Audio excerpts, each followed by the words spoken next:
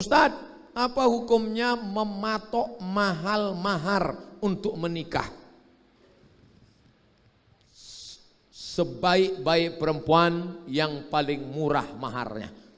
Jangan sampai nanti anak muda unjuk rasa bawa baleho, turunkan harga mahar, turunkan harga mahar. Kalau mahar melambung, maka zina akan menebar. Bapak-bapak yang punya anak gadis, tolong kau turunkan harga mahar.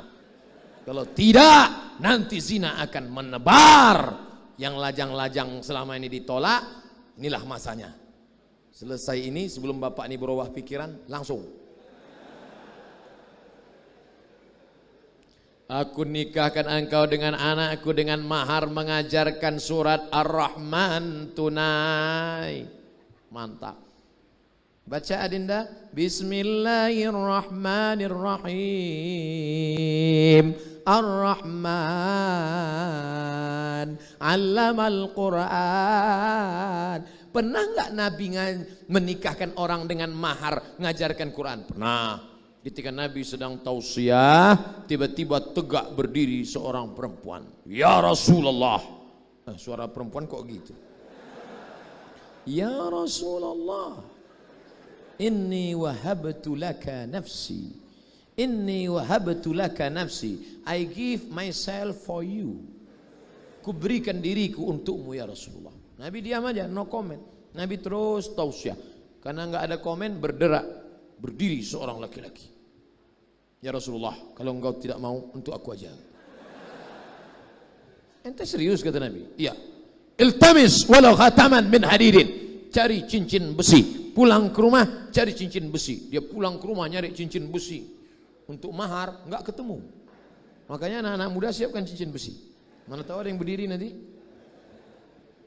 Cari lagi. Pulang ke rumah, cari, dapat satu kain. Ada kain ya Rasulullah. Ini untuk mahar. Ya. Kainmu berapa? Only one. Cuman satu. Ya. Ini untuk istrimu. Ya. Nanti kalau kainmu dipakai istrimu, kau pakai apa? Akhirnya dia malu, dia pulang. Pas dia mau pulang dipanggil Nabi. Ta'al, come here. Kenes dulu. Sini sebentar. Mau kemana? Mau pulang. Hal ma'aka minal Quran? Apakah kau ada hafal Quran? Ada hafal Quran? Dia sebut surat kada, surat kada, surat kada. Saya hafal surat ini, surat ini, surat ini, surat ini. Enggak hafal semua, ada beberapa surat dia hafal. Apa kata Nabi? Dia langsung dinikahkan Nabi di majelis itu. Zawwajtukaha. Ha, perempuan. Ka, engkau. Zawwajtukaha bima ma'aka minal Quran. Ku nikahkan engkau dengan mahar mengajarkan gitu. Ini minta nikahkan. Aku nikahkan engkau dengan emas sebesar 2,5 ons. Calon menantu enggak punya, tapi cintanya luar biasa. Setan datang berbisik, imitasi, imitasi, imitasi. Akhirnya tipu-tipu, dusta-dusta. Dunia yang kau kejar, akhirat tak akan datang. Akhirat kau kejar, dunia akan bersimpuh di bawah tapak kakimu. Hai laki-laki yang punya anak, hai bapak-bapak yang punya cucu, hai abang-abang yang punya adik, nikahkan anak-anak gadismu dengan para penghafal Quran yang ada di daerah sini. Mudah-mudahan yang lajang, yang gadis ditemukan Allah dengan jodoh yang baik-baik insyaallah. Yang bilang amin yang belum nikah. Bagaimana mengatasi perbedaan pendapat tentang Islam Nusantara di zaman sekarang? Islam Nusantara seperti yang dikatakan Kiai Haji Hashim Muzadi almarhum rahimahullah, seperti yang dikatakan Profesor Dr. Kiai Haji Ali Mustafa Yaqub Imam Masjidil Istiqlal, Islam di Nusantara, bahwa kita di Nusantara adalah ulama-ulama yang luar biasa. Ada buku dicetak di Beirut, dicetak di Lebanon. Nama penulisnya siapa? Syekh Mahfud At-Tirmasi. Syekh Mahfud At-Tirmasi. Saya tanya sama mahasiswa saya, Tirmasi di mana? Enggak tahu Pak Ustadz. Pacitan, Tremas. Syekh Mahfud At-Tirmasi dari Pacitan, ulama besar Masjidil Haram di Makkah, ngajar hadis di Masjidil Haram. Ulama Nusantara. Siapa lagi? Syekh Muhammad Khatib Syekh Ahmad Khatib Al-Minkabawi. Al-Minkabawi, Minangkabau. Dari Sumatera Barat. Imam di Masjidil Haram. Meninggal 1916. Ulama besar. Syekh Nawawi Al-Bantani. Saya melihat tafsirnya di Al-Azhar Kairo, 2 jilid. Lagi nyari-nyari buku di perpustakaan. Marah Labid fi Kashfi Ma'anil Qur'anil Majid. Syekh Nawawi Al-Bantani. Mana itu? Banten. Ulama Banten. Ulama besar di Makkah. Ulama Tremas Pacitan. Ulama besar di Makkah. Ulama Minangkabau. Makanya kalau ada adik-adik ingin menulis, tolong tulis silsilah ulama-ulama Nusantara yang pernah menjadi guru besar di Masjidil Haram. Sekarang kita kalau nyebut siapa Imam Masjidil Haram? Syekh Abdurrahman Sudais. Siapa Imam Masjidil Haram? Syekh Mu'aikli. Siapa Imam Masjidil Haram? Dulu saya ketemu dengan Syekh Abdurrahim Al-Banjari. Al-Banjari, orang Banjar, Kalimantan Selatan. Saya nanya, Syekh, antum lama talaqi belajar di Makkah? Ya. Siapa majlis yang paling ramai di Masjidil Haram? Lama dia mikir. Saya ingat. Kalau dia ngajar di satu tiang, murid-muridnya keliling.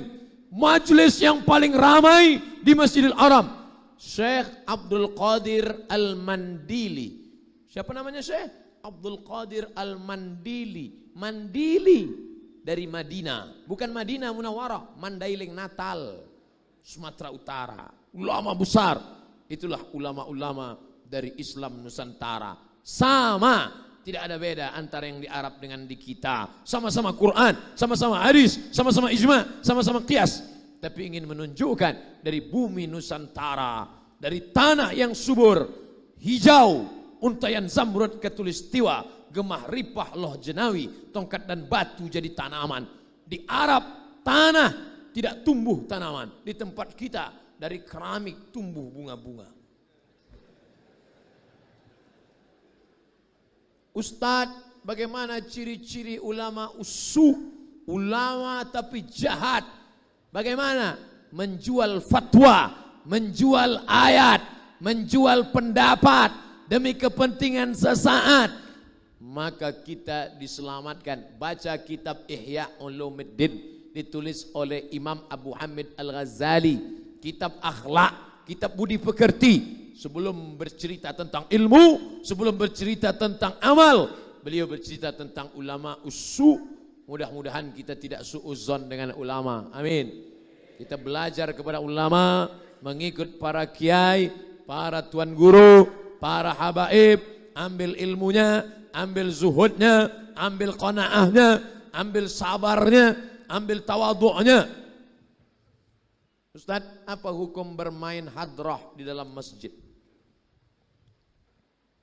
Kelompok satu mengatakan enggak boleh gendang-gendang dalam masjid. Tidak boleh. Dalilnya, ada seorang Arab Badui kencing dalam masjid. Sahabat mencabut pedang, kupancung kepalanya ya Rasulullah. Da'hu wa sya'nahu. Tenang, biarkan dia menyelesaikan urusannya. Air belum habis. Setelah selesai, Nabi minta dibawakan bejana tempat air, 1 ember. Bawakan air. Waktu itu Masjid Nabawi belum ada semen, masih pasir. Kencing air di atas, siram dengan air suci, maka najisnya turun ke bawah, air suci tinggal di atas. Nabi katakan kepada Arab Badui yang kencing tadi, kata Nabi, inna lihadzal masjid, masjid ini tidak boleh kecuali 3. Salat, zikir, baca Quran. Salat, zikir, baca Quran. Inilah dalil kawan-kawan kita yang mengatakan tidak boleh hadrah di masjid, tidak boleh makan di masjid. Masjid hanya 3, salat, zikir, baca Quran, lain gak boleh. Ini pendapat pertama. Lalu yang membolehkan, waktu Habib Umar bin Hafiz datang ke Istiqlal Oktober tahun lalu, Oktober tahun ini akan datang lagi. Setiap Oktober beliau datang Istiqlal, ramai pukul hadar. Maulaya salli wa sallim daiman abada ala habibika khairil khalqi kullihim. Dipukul dalam masjid. Apakah dia enggak tahu hadis ini? Tahu. Tapi ada hadis satu lagi. ij'aluha fil masajid. A'linu hadzal nikah. Kalau kamu nikah jangan diam-diam saja. Jangan nikah enggak ngasih tahu orang. A'linu, iklankan, buat ramai-ramai, buat walimah. Ij'aluhu fil masajid, buat akadnya di masjid. Wadribu alaihi biddufuf, pukulkan gendang, lempung lempang lempang lempung lempang lempang. Pukulkan gendang, kata Nabi sallallahu alaihi wasallam.